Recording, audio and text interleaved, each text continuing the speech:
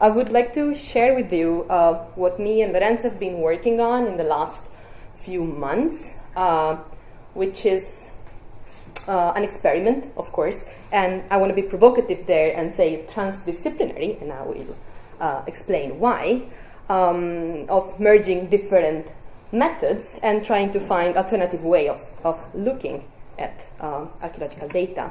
So I'm doing my PhD in Umeå, and I'm working on chemical imaging applications in archaeological context.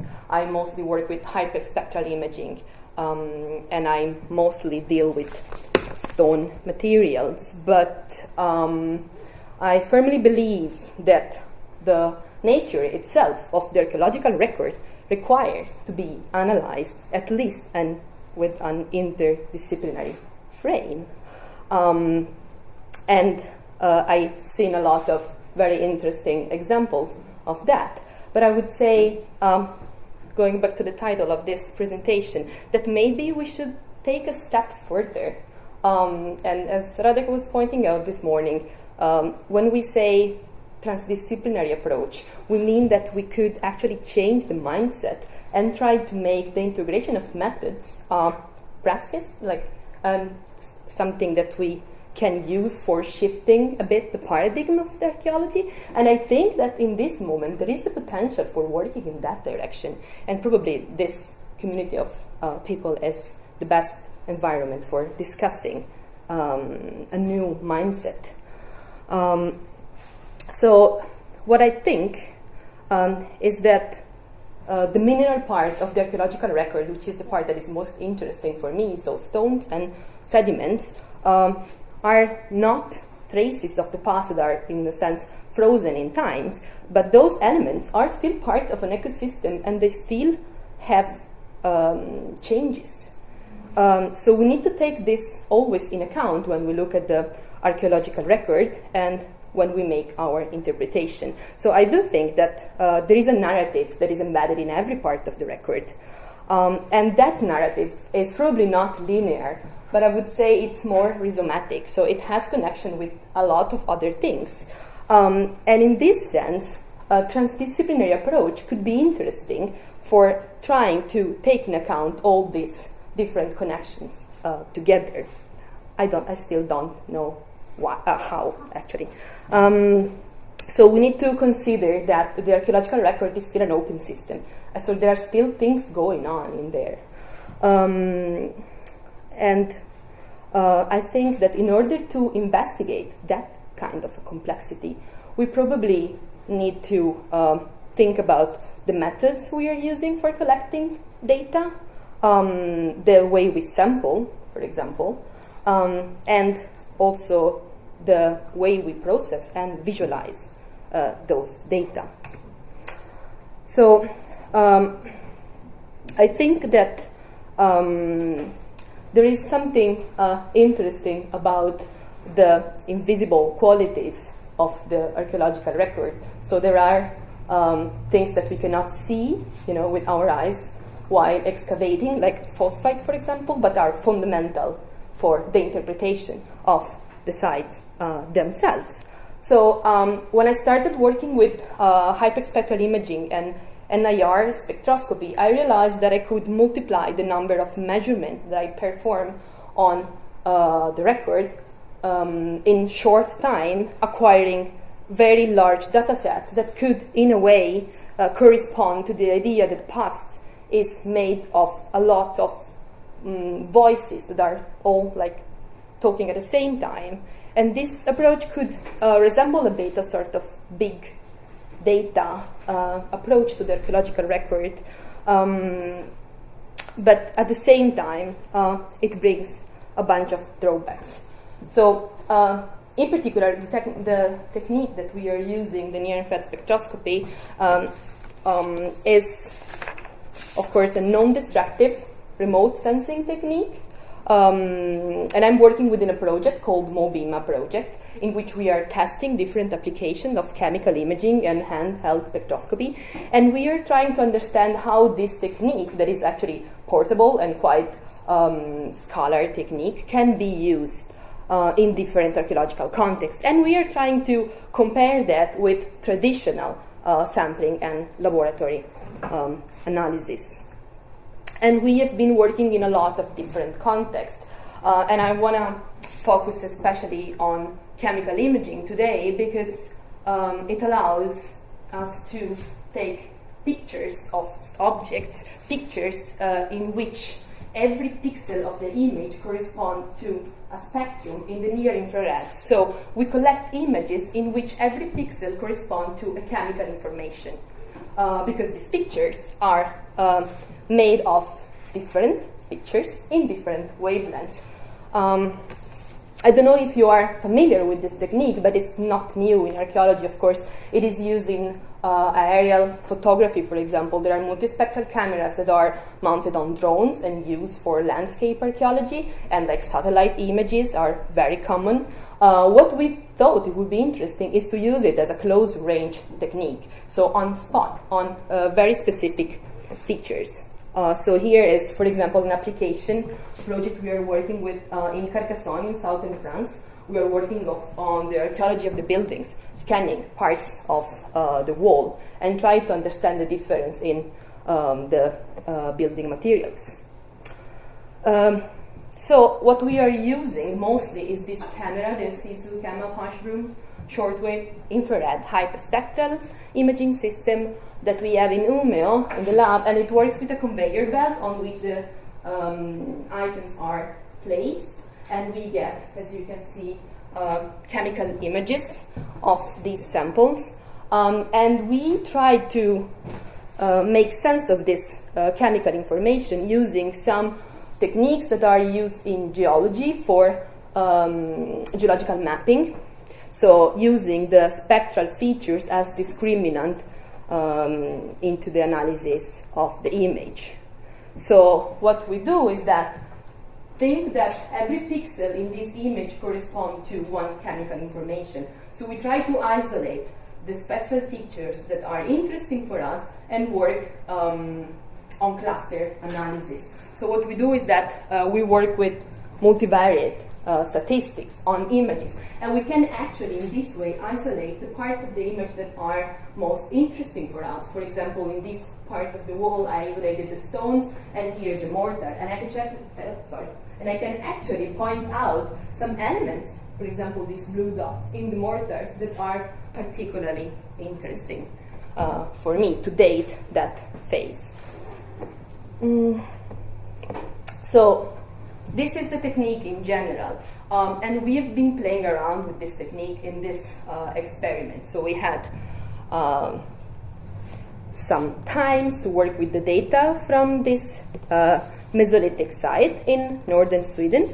It's a dwelling feature that was excavated in 2010-2012 by a team of researchers and students from Umeå University. And the strategy of the excavation was a bit peculiar.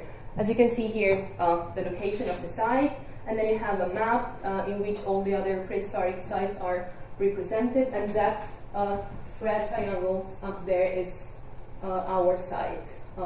It's a pit house, probably used seasonally.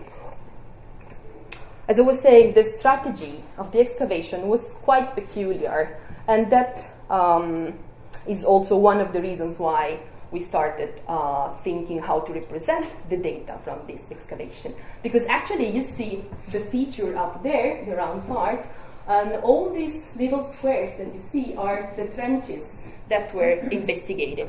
And this is because of forestry management. So the forestry department in Sweden decided to go ahead with the reforestation of this area. And the reforestation works in a way that they cut these little trenches, like 5 centimeters deep, and they flipped the upper part of the soil. But in doing that, they damaged the site. So the team actually excavated those trenches to try to quantify the damage in that site.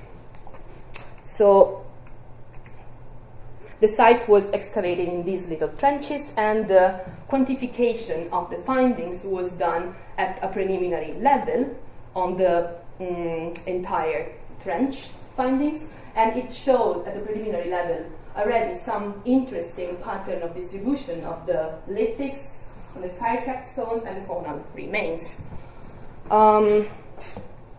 So we decided to try to go a bit more in depth. During the excavation, 820 samples of sediments were collected. And thanks to a colleague, Guido, that was doing his internship at the Environmental Archaeology Lab this summer, we had them all analyzed with all these methods together. So, of course, with the XRF, ICP, phosphate, magnetic susceptibility, and loss of ignition.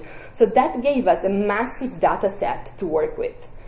We had like data covering every 5 centimeters of all the trenches that you have seen. And that was pretty interesting because our goal there was to try to understand how the dynamics of the soils were influencing the disposition of different elements.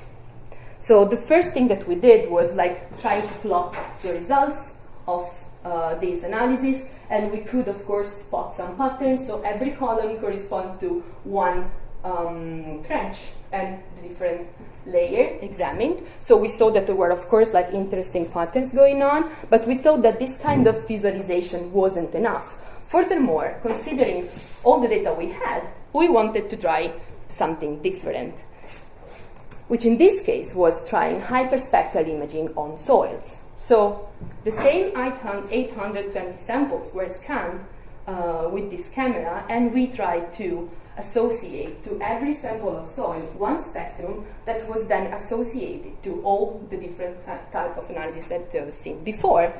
And we wanted to try to see if with hyperspectral imaging we could see the same patterns that we could see with the other methods.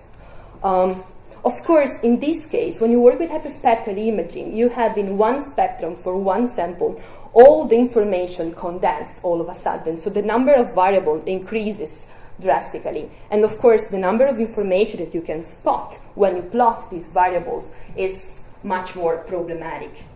In fact, as you see here in a first PCA model of all the soil samples plotted together, the only trend that you can distinguish clearly is the depth, and that's because of the phylogenetic influence. But if you start cleaning the data set, you see that actually, even with hyperspectral imaging, you can distinguish some patterns that are peculiar of some particular features. Same thing happened with the lithics. So we decided to try to scan the complete data set of tools and flakes found on the site and try to see if we could classify the lithics not only according to the typology, but also in the technology, but also according to the raw materials, and if that could give us some more information about the use of the space.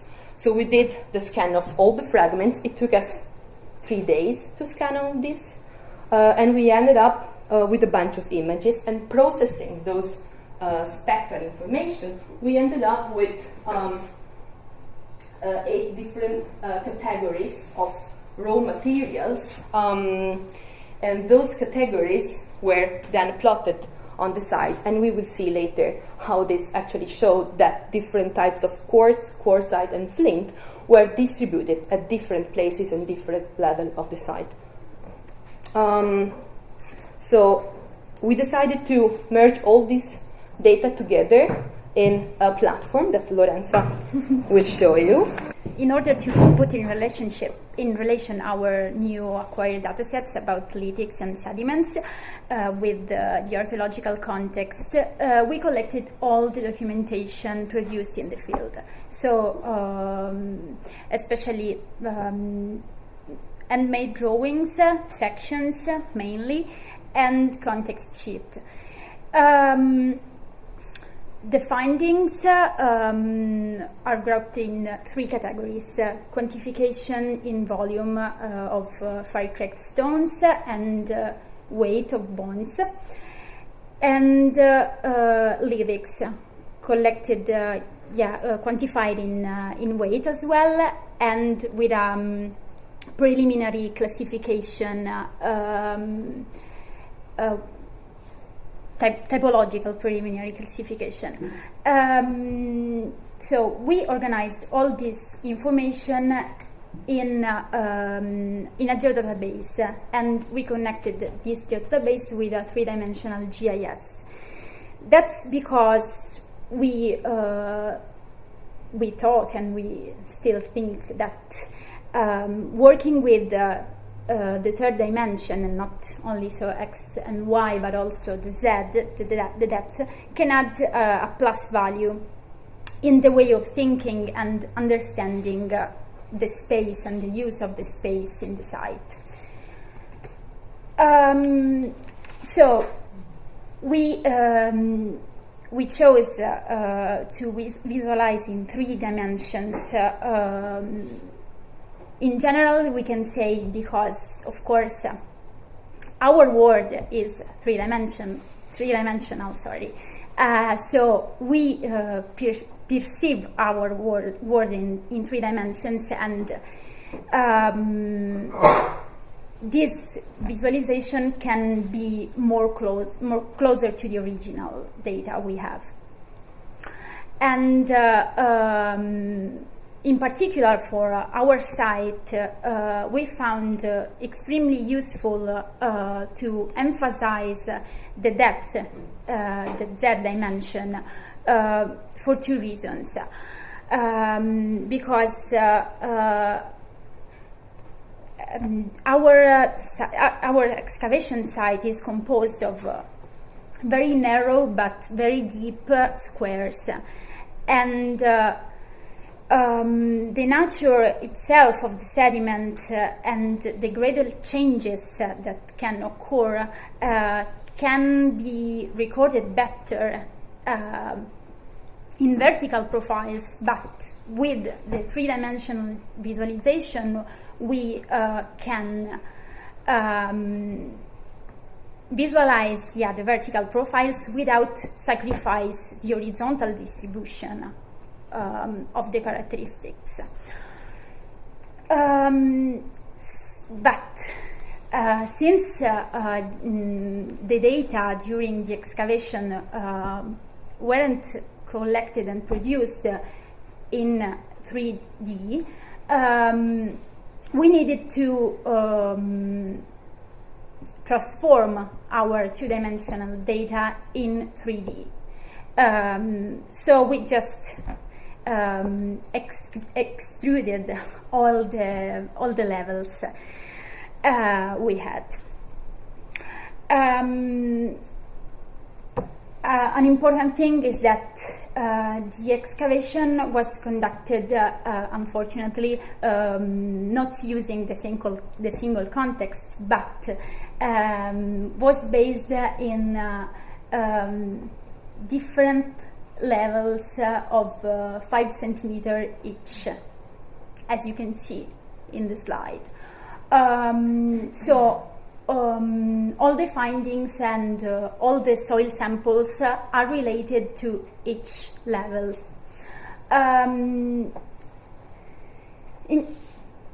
For this reason, we used these 5 centimeter layers as our elemental unity in our GIS, and we connected all the spatial data and other tables such as lytics or the analysis and C14 chronology to these levels.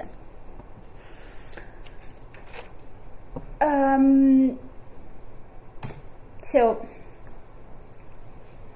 why did we make it? Because we wanted and still want to visualize different data together.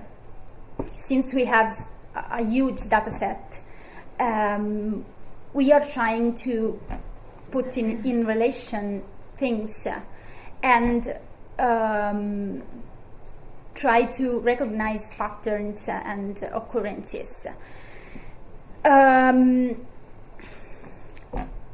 but we haven't realized spatial analysis yet. We are just combining different information together.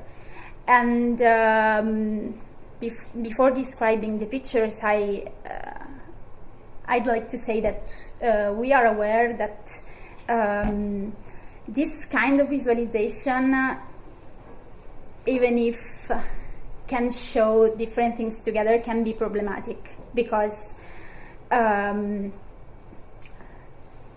mean, it's in 3 dimensions, not these images in itself, but our model, but still can be hard to understand. We have just small cubes in a white background, and this is because our archaeological record here is discontinuous, and it's difficult to go further and fill the gaps in a way. But anyway, here you can say the different distribution in the 4 classes of lithics we have. In blue we have the quartz 1, quartz 2 in green, quartzite 1 in pink, and quartzite 2 in violet. And as you can see, they occur in a different way in the space. We have the quartz 2 and the quartzite 1 more related with the dwelling feature, that is this one, the C4, C5 trenches, for example. And we have very high concentration of quartz 1 and 2 in this place.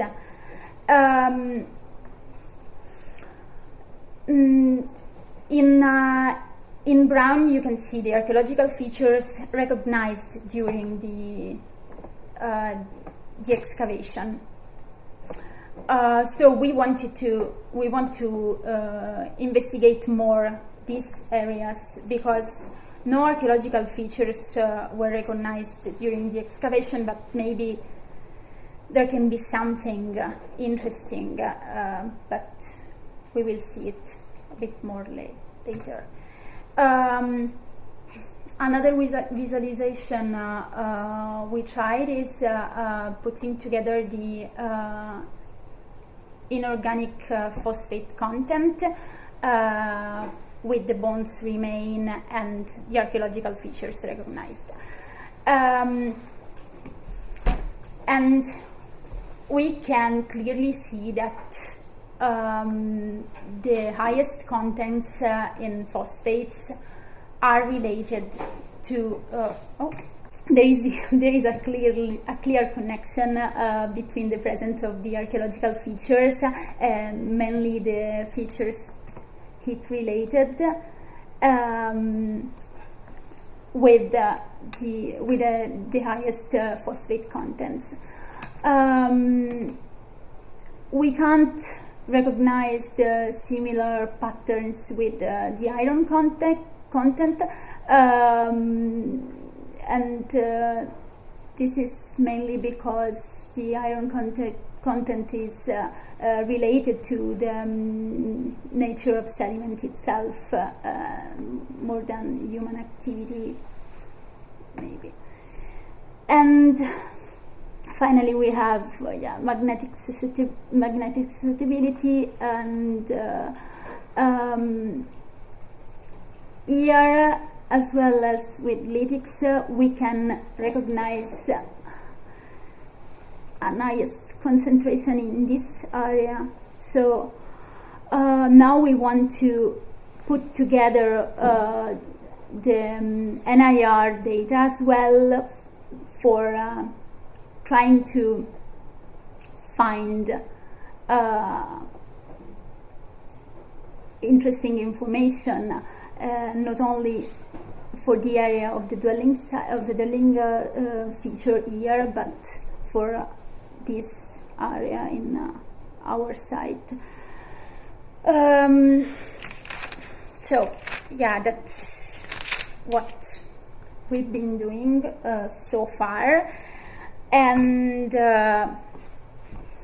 oh, sorry. Okay. This thing is a bit hard to.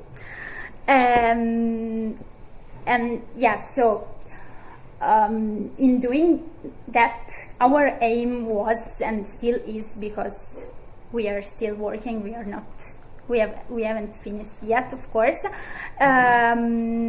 Was using the combination of different methods, both new and traditional,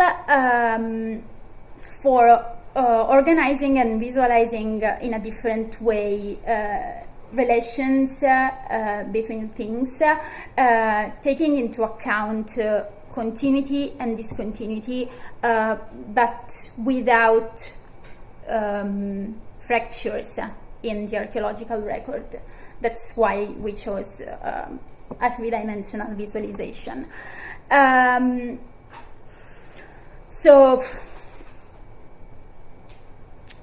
our efforts is to see the site in its whole structure, and we hope that we did a little step towards an integrated system, and that's it.